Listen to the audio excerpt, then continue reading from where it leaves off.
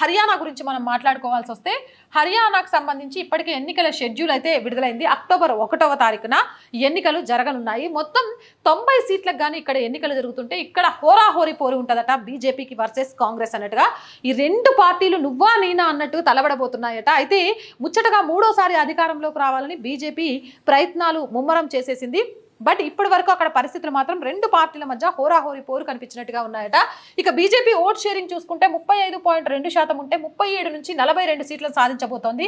ఇక కాంగ్రెస్ 31.6% ఓట్ షేర్లతోటి 33 నుంచి 38 సీట్లు సాధించే అవకాశం ఉంది. ఇక జేజేపీకి వచ్చేసరికి 12.4% ఓట్ షేర్తో 8 సీట్లు సాధించే అవకాశం ఉంటే ఇక్కడ హర్యానాకు సంబంధించి కీలకంగా మారబోతోంది ఇతరులు. అంటే ఇండిపెండెంట్ గా ఉన్న వాళ్ళు చిన్న చితక పార్టీల ద్వారా ఎన్నికల్లో పోటీ చేస్తున్న 20.8% ఓట్ షేరింగ్ తో 7 నుంచి 12 సీట్లను కైవసం చేసుకోబోతున్నారట. వీళ్ళే రేపు హర్యానా ఎన్నికల ఫలితాల తర్వాత కీలకంగా మారబోతున్నారట. వీళ్ళను గనక ఎవరైతే తమ వైపు తిప్పుకోగలుగుతారో ఆ పార్టీ అధికారంలోకి రావడానికి ఆస్కారం ఉన్నట్టుగా తెలుస్తోంది.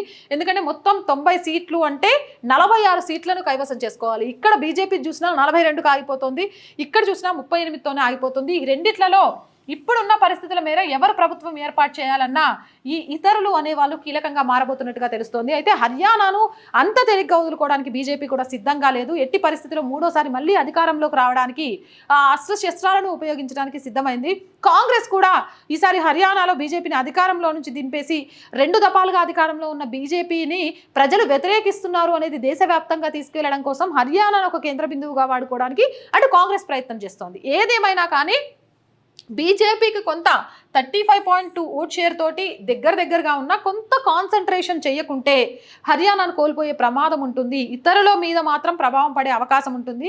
మళ్ళీ అక్కడ ఇతరులను కలుపుకొని ప్రభుత్వాన్ని ఏర్పాటు చేయాల్సి వస్తుంది. అలా కాకుండా కొంత అమిత్ షా మోదీ వ్యూహం గనక హర్యానాలో గనక ప్రభావం చూపగలిగితే హర్యానాలో మూడోసారి కాషాయ జెండా ఎగరడం ఖాయం. బట్ ఇప్పుడున్న పరిస్థితులు ప్రజల మూడ్ని బట్టి మాత్రం రెండు పార్టీల మధ్య హోరాహోరీ పోరుంటే ఇతరులు ఇక్కడ కింగ్ మేకర్స్గా మారే అవకాశం ఉన్నట్టుగా కూడా తెలుస్తోంది. మరి మీరేమంటారు?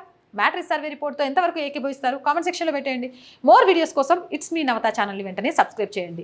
జాతీయవాదాన్ని, సనాతన ధర్మాన్ని జనాల్లోకి తీసుకువెళ్ళాలి అనుకుంటూ ఆర్ వాయిస్తో పాటు ఆల్టర్నేట్గా మనం స్టార్ట్ చేసిన ఛానలే it's me Navata. Or voice మన ఛానలే, ఇట్స్ మీ నవత మన ఛానలే. ఎందుకంటే చాలామంది కామెంట్స్ పెడుతున్నారు, అక్క ఆర్ వాయిస్ ఉంది కదా మళ్ళీ ఇది మీదేనా వేరే వాళ్ళదా అని. కాదు, ఇవి రెండు మన ఛానల్లే. ప్రతి ఛానల్ని సబ్స్క్రైబ్ చేయండి, సపోర్ట్గా నిలవండి, ప్రతి వీడియోని లైక్ చేయండి, షేర్ చేయండి. ఒక్కరితో మొదలైన ఈ వ్యవస్థ ఈరోజు 2 ఛానళ్లతో అడుగులు ముందుకేస్తుందంటే మీ అందరి ఆదరాభిమానాలే కారణం. అలాగే ఆదరించండి, అభిమానించండి, ఎప్పుడు సపోర్ట్గా నిలవండి. చూసిన ప్రతి ఒక్కరూ సబ్స్క్రైబ్ చేయండి. ఇంకా మనం ఇట్స్ మీ నవత ఛానల్ నుంచి ఎలాంటి వీడియోస్ చూడాలి అనుకుంటున్నారు అనే దానికి సంబంధించి కామెంట్ సెక్షన్లో తెలియజేయండి. జై భారత్.